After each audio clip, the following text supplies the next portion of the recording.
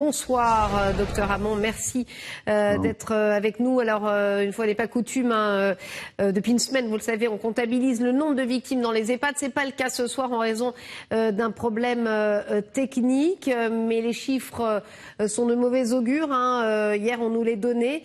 Est-ce que cette situation dans les EHPAD vous inquiète particulièrement ? La situation dans les EHPAD nous inquiète depuis le début.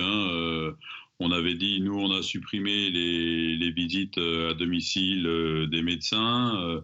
On fonctionne avec le médecin coordinateur de l'EHPAD et on ne fait plus de visites à domicile.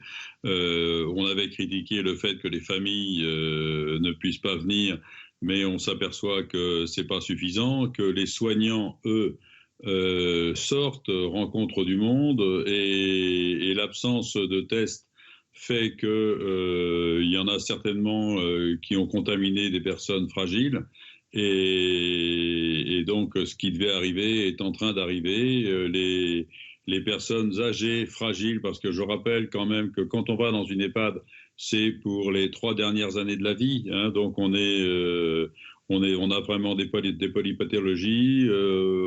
On est fragile et donc ces personnes-là partent en premier et c'est ce qu'il fallait craindre. Justement, vous parliez des tests, docteur.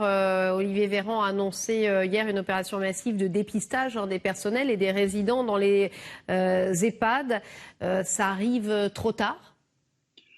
Tout arrive trop tard, les masques sont arrivés trop tard, le fait qu'on ne dépiste pas les gens, qu'on n'ait pas de masque pour mettre à la population. L'exemple de la Corée du Sud, je le cite souvent, mais ils ont réussi à enrayer une épidémie qui partait vraiment très très fort parce que la population est masquée, parce qu'ils ont fait des tests massifs, parce qu'ils ont suivi les personnes qui étaient contaminées et qu'ils ont réussi à les contrôler. Donc, malheureusement, on fera la leçon de cette pandémie, mais s'il est clair qu'on ne peut pas se permettre de ne pas avoir de stock pour protéger la population et pour protéger le personnel soignant. Docteur Hamon, clairement, vous dites tout est arrivé trop tard. On sait aujourd'hui que le gouvernement avait été prévenu. Il y a eu plusieurs rapports, y compris même par Jérôme Salomon, qui avait bien en amont prévenu de cette possible épidémie. Bill Gates, des rapports de la CIA. Bref, on ne les compte plus. Pourquoi le gouvernement n'a pas réagi, selon vous ?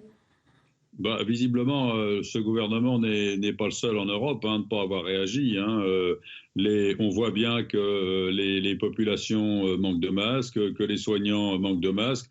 Les seuls qui ont l'air de sortir leur épingle du jeu, ce sont les Allemands, qui ont 4 fois plus de lits de réanimation que les Français et qui prennent des patients français en réanimation. Il y aura une morale et il y aura des conclusions à tirer de ce triste épisode et de cette impréparation et j'espère qu'elles seront vraiment tirées. Pour revenir juste quelques instants sur la situation dans les EHPAD, vous y avez fait allusion, la critique concernant la solitude de ces personnes-là, l'impuissance des familles, notamment pour leur venir en aide. Est-ce que réellement on prend le problème dans le bon sens ? Vous venez de le dire vous-même, ce sont les 3 dernières années de vie. Est-ce qu'on n'a pas plutôt intérêt justement à rendre la vie peut-être plus agréable au risque de peut-être une mise en danger légèrement supérieure. On peut mourir de solitude aussi.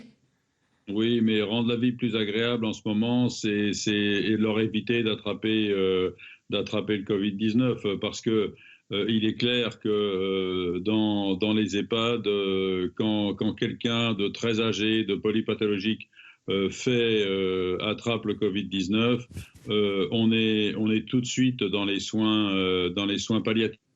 On n'est plus dans le curatif parce qu'on sait très bien qu'on ne peut pas intuber et leur mettre une assistance respiratoire.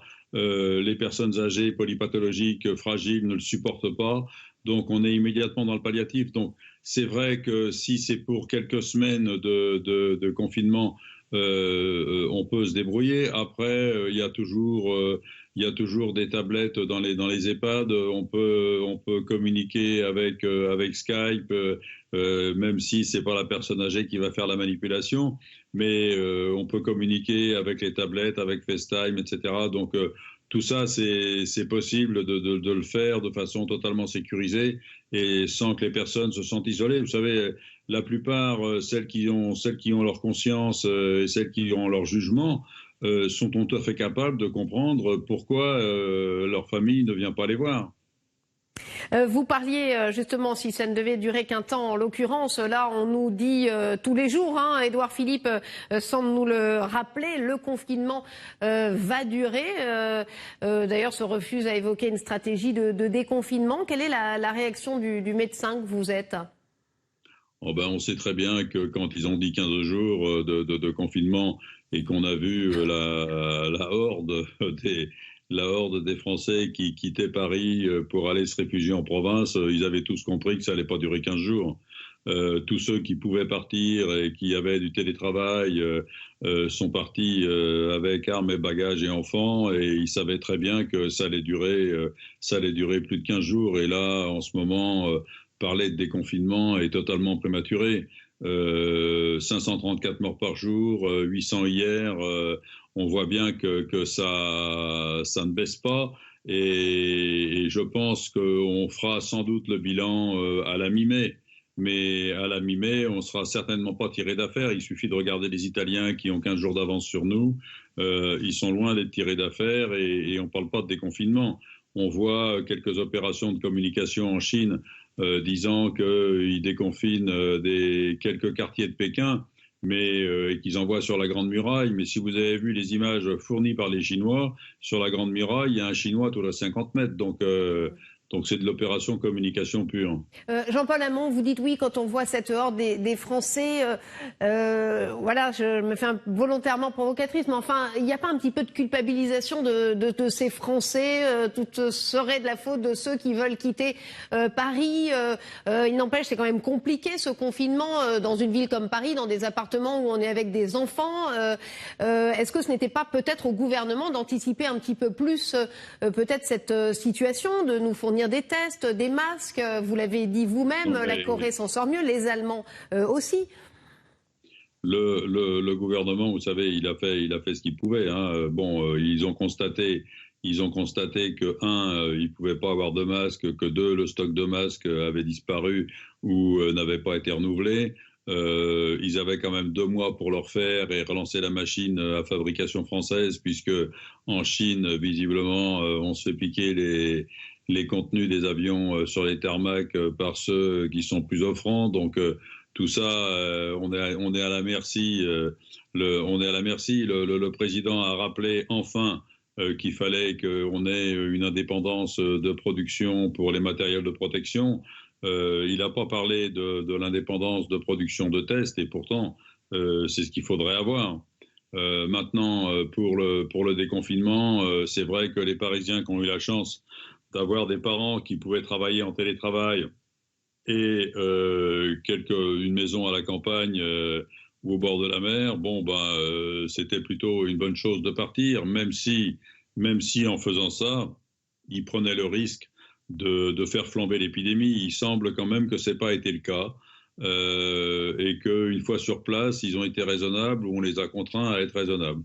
Donc il faut rester confiné maintenant. Il y a que cette façon de contenir l'épidémie, de faire en sorte que comme dans tous les autres pays, il faut éviter que les services de réanimation soient débordés, parce qu'on ne se retrouve pas dans la situation italienne où ils ont été obligés de choisir entre ceux qu'ils allaient réanimer et ceux qui n'allaient pas réanimer.